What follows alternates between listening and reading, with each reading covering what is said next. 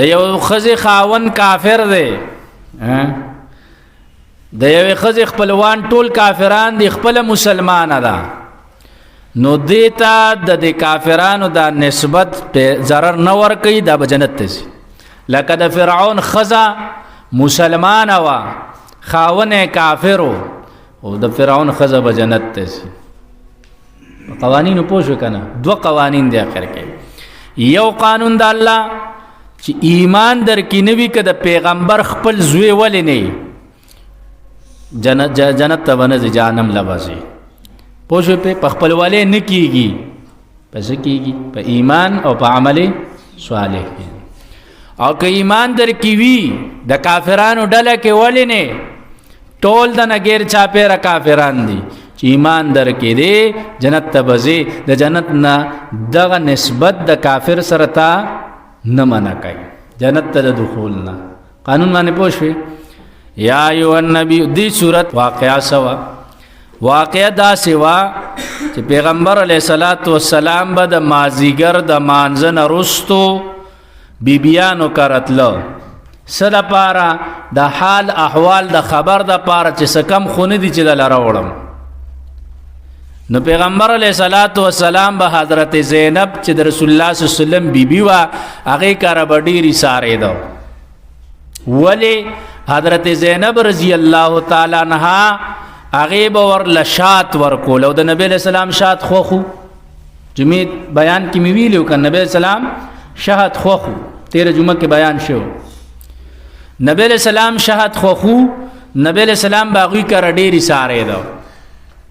نو پیغمبر علیہ الصلوۃ والسلام دا نور دو بیبیانې وی، حضرت حفصه او حضرت عائشہ رضی الله تعالی عنہما. دی دوانو خپل منځ کې مشوره وکا چې دا پیغمبر علیہ السلام حضرت زینب کر ولې ډیری ساریږي. نو خپل منځ کې میټینګ وکړو، مشوره وکا، څه وکړو میټینګ وکړو، مشوره وکا چې کتا کر اول پیغمبر علیہ السلام راغی نو تب ورته چې ستا د خلی مبارک نه د مغافیر وبنشي. مغافیر دا یو قسم بوټي دی او دا خوګ دی، خو بینه تریختی څه دی، بینه دغه دی خطرناک بینه، سقا بینه دی. او پیغمبر علیہ الصلوۃ والسلام با د هر غسیزنا ځان ساته چې داغې نه بسقا بینت لخوا د آیات ساته. ولی څه وجوه؟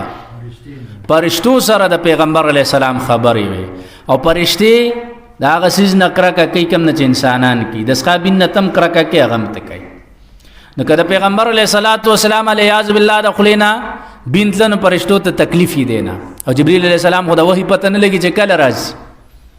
نو دی وجنه پیغمبر علیہ السلام وګوره کچا پیاز وګا دا سيزونه نه خو کچا اومو اخر ابياله خبرانه دا به نه خوړل، ځکه چې د خلینو سيزي بینځي. صحیح شو. پیغمبر علیہ الصلوۃ والسلام ته چې یو بیبي کار لاړ ناغه ورته وستاسو د خلی مبارک نه خو د مغافیر وبینځي، خلینم بین خطرناک راځي. نبی علیہ الصلوۃ والسلام بیبي ته وی چې دا خو ما مغافیر نه دی خوړلې، شات می خوړلې د حضرت زینب کرا. د نبی علیہ السلام د خلینو بینت له دی ورته د ځان نه وی، ته په پوښ کنه په دې ځان پوي کا. نو پیغمبر علیہ الصلوۃ والسلام ورته وی چې زما خو مغافیر نه دی خوړلې، شات می خوړلې کې دي چې د شات مچې چرته مغافیر باندې ناستوي. خو زه تا ته وایم چاته وایم زه به بیا شات نه خورم. شات بزان بند کړل، حرام یې کړل بزان. څه وکړو؟ حضرت عائشہ کر لاړه غي مرتدا سی وی. ګور پیغمبر علیہ السلام په غیب نه پوهیدو، خلینه بنت له بیبیان ورتی بنزي په غیب پوهیدې نو بیا ورته پته وي کنه چې ما خو شات خوړلې، مغافیر خو مې نه خوړل، د ما خلینه خو بن نزي دا دروغ وای. دا خو تاسو د دروغ مشوره کړې ده، دا خو تاسو خپل منځ کې یو مشوره میټینګ کړی دی. پوه شوې به کنه پیغمبر علیہ السلام په غیب نه پوهیږي، په غیب صرف الله پوهیږي، مخلوق پې نه پوهیږي. پیغمبر علیہ السلام څومره لوی شان والا دی، خو غیب باندې نه واقع بس نه وي چې ته قصه کو په ګلاس کې بس قسم یو کوزا او هم ته چې قصې خوښوي. نه، قصې نه به عبرت حاصلې. قرآن هم چې قصه ذکر کوي عبرت د پاره ذکر، عقیده به پسې کې، عمل به پسې کې. پوهېږي په مسله باندې؟ نو پیغمبر علیه السلام په ځان باندې شات بند کړل. الله آیات نازل کو ولې د هغه شی حرام کو چې تعالی الله حلال کړی دی. نو مسله ثابت شوه چې پیغمبر علیه السلام هم یو شی په ځان باندې د ځان نه نشي حرامولی. مسله باندې پوه شوې؟ مسله دا ده چې الله یو شی حلال کړی، ته به دا نه وایې چې دا شی منع دی. چې الله حلال کړی دی ته به د ځان نه حرامې. پیغمبر علیه السلام په ځان شات بند کړل. واقع دی اورېده. الله ورته ووي چې ګوره دا ولې داسې کې، لم تحرم ما احل الله. الله چې څه حلال کړي دي هغه به نه حراموي. زنانو کې دا دي وي یاره د چهارشنبې په ورځ به جامې نه وینځي، چا منع کړي دي؟ پته نه لري. حدیث کې خو منع نه ده راغلی. یاره د شکرې میاشت کې چې کومه ده نو دې کې پیریان را کوزیږي نو جارو به نه وي، داسې ده. او د ماسخوتن نه پس به بار نه ګرځي، او چې څوک وګرځي نو یې په خپو به شل کېږي. یاره غواګانې په مونږ صافې نه دي، چرګې مونږ نه ساتو، دا حرامي. تورې جامې په مونږ صافې نه دي. دا د دې ښځو ځان له یو کتاب دی، هغه چې تر اوس پورې د زړو بوډېګانو سره کېناستې که نه، په دې اخترونو منځ کې وي واده مه کوه. حالان کې دا د ښځې وایي، حالان کې د پیغمبر علیه السلام او د حضرت عایشې رضی الله تعالی عنها نکاح د اخترونو منځ کې شوې ده. د ښځو په کتاب کې دا دي، هغې وایي چې د اخترونو منځ کې به واده نه کوي. اوس هم د بعضو ښځو دا دغه دی، د اخترونو منځ کې به وي واده نه کوي، د دوه اخترونو منځ کې وړوکي او غټ اختر ترمنځ.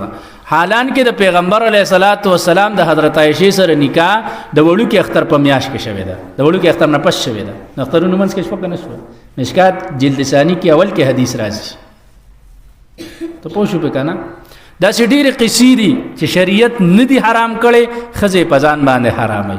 دا شی د حلالوالی حراموالی دا د چا کار دی؟ دا د الله. چې الله یو شی حرام کړی دی اب حرامي، چې الله یو شی حلال کړی دی ته به د ځان نه په ځان نه حرامې. الله یو شی حلال کړی دی او ته حرامې، دا ګناه ده. ته دې باندې ځان پوه کړه. یو خو یو سړي له ښه ني ډاکټر پې بند کړی، بیا نه مساله ده. او یو سړی هسې وهم دی یاره دا شی نه خورم، دا شی چې دی نو ما باندې صاف نه دی، دا جامې په ما صافې نه دي، یاره دا جامې مې اچولې و نه بل ځل پکې بیمار شم، دا وهم دی، بیمار شم، دا بیا نه اچوم. پوه شوې پوه کنه؟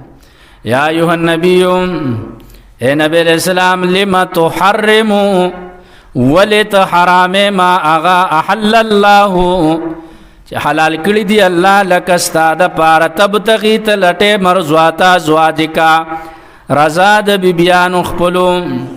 والله غفور رحیم، الله بخون کې دی او مهربان دی. الله بخون کې مهربان.